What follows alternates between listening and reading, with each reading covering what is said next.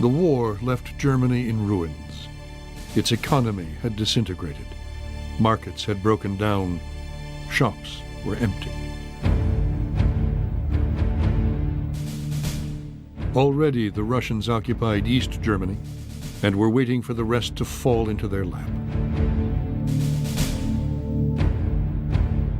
In the American and British occupation zones, raging hyperinflation had made the German currency worthless.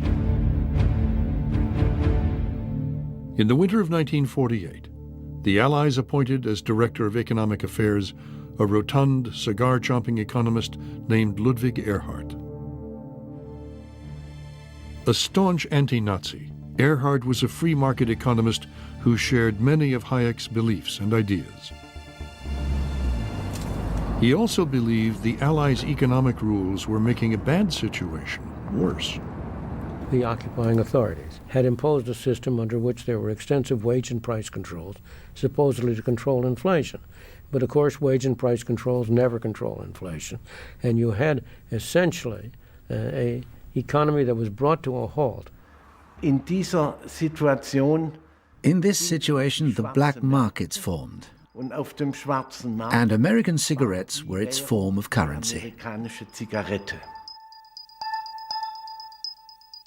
And nobody smoked cigarettes. They were for small transactions. Cognac was a medium of circulation for large transactions. The Allies introduced a new currency, the Deutschmark, to replace the worthless German money. But for Erhard, that was not enough. So, without informing the Allies, Erhard went on the radio and made a startling announcement.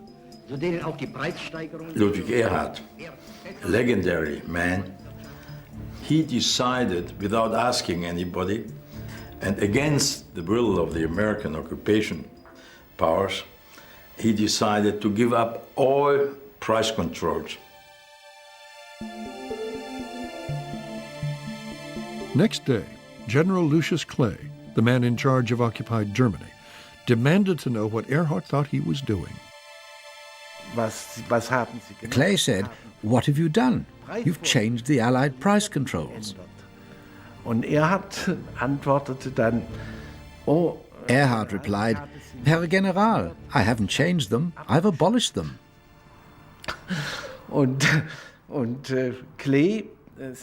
And Clay said, "My advisors tell me it's a big mistake." Erhard replied, "Herr General, my advisors tell me the same thing."